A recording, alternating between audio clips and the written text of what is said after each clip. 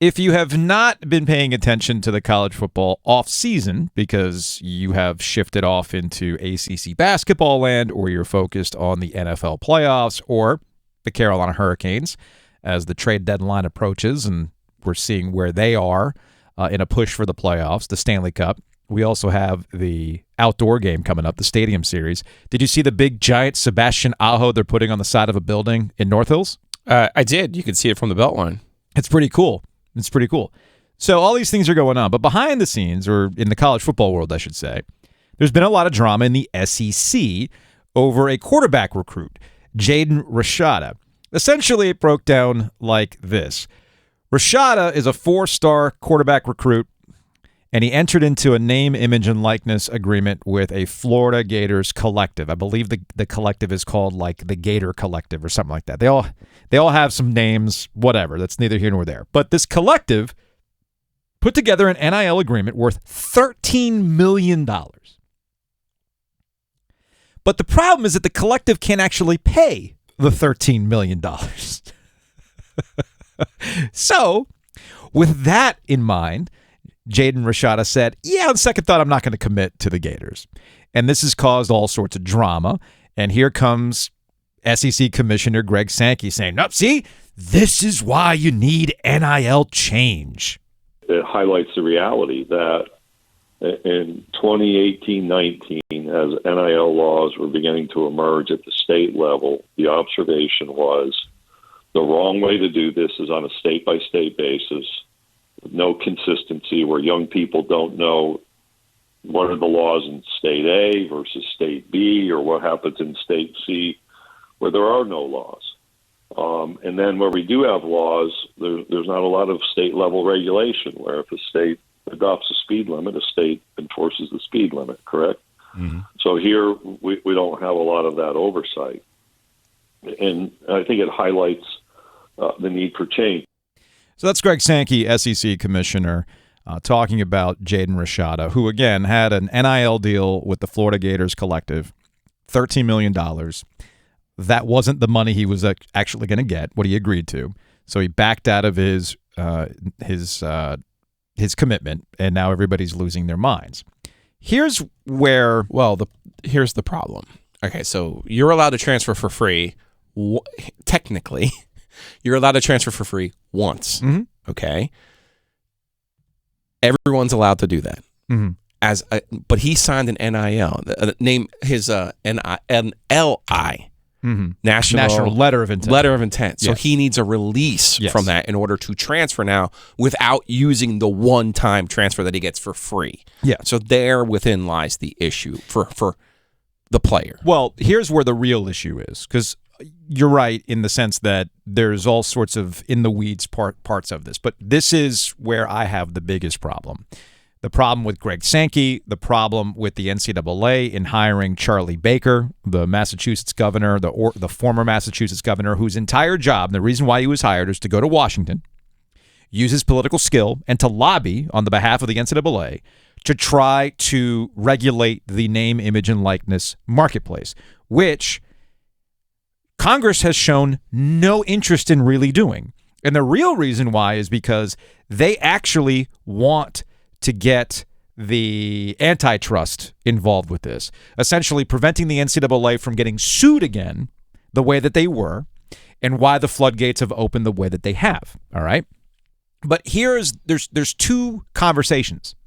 There's the true meaning of name, image, and likeness, what this was all about, allowing athletes to go realize their value in the marketplace when it came to advertising deals.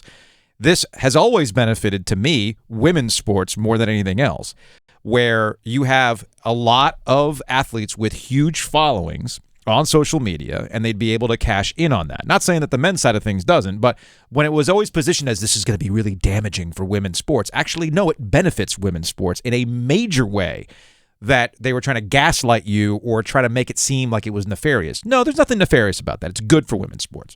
So that's number one. Number two, That's the pure intent of name, image, and likeness. But what's the one thing that's consistent in all this?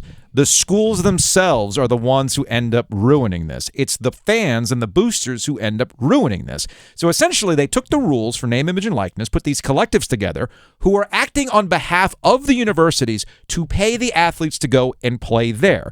That Gator Collective was giving Rashada $13 million to play there. Yeah. Not for any sort of advertising investment or any of that stuff. Jaden Rashada has 26,000 Instagram followers. He barely posts on it. He has 14,000 Twitter followers. That's not worth $13 million in collective. If that's what that is, then I need to go to my bosses and say, hey, man, I got more Instagram followers and more Twitter followers than this guy. Where's my $13 million? Where's my realization? That's not why he's getting the $13 million.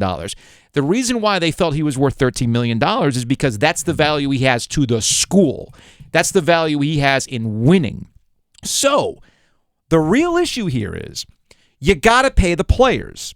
Yet the schools have share to the revenue with the players that they help generate. Yes. If you're upset that a player is going to back out of an arrangement with name, image, and likeness over these collectives, well, the schools have no say, and they've basically given up control. Oh, you're mad that he wants to get out of this deal, this national letter of intent, because the arrangement he had with the collective isn't actually happening? Well, that's when the school needs to come in and actually take control. And the only way you can have control is if you pay the damn players. Don't forget he had originally committed to Miami. Yeah.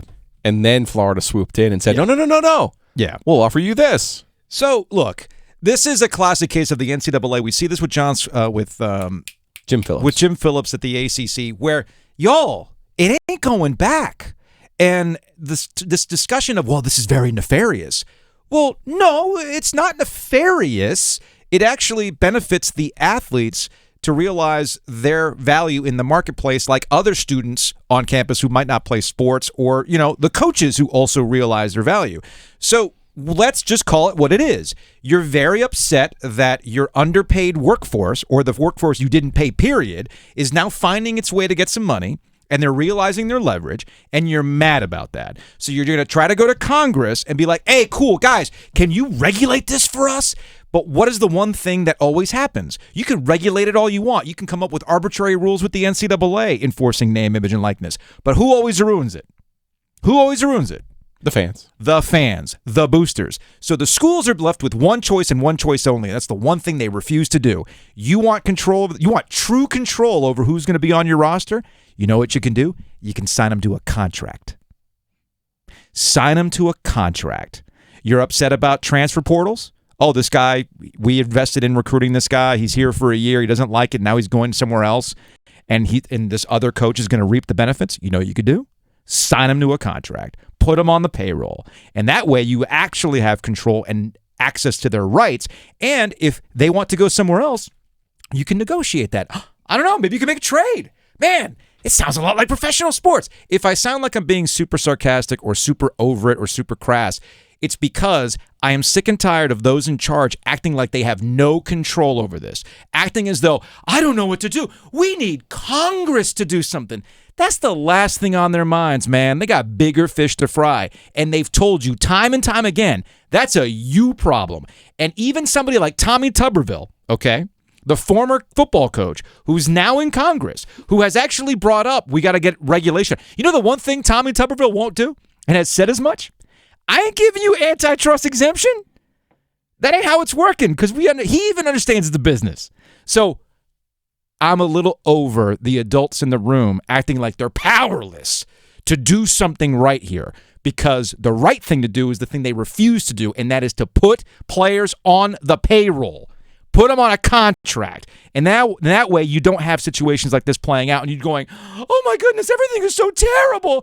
College sports is ruined. College sports isn't ruined. Look at the ratings. Look at the people showing up. Look at all the money flowing in. College sports is doing just fine. You're just upset that the players are making some money. And you have no control. Get with it, man.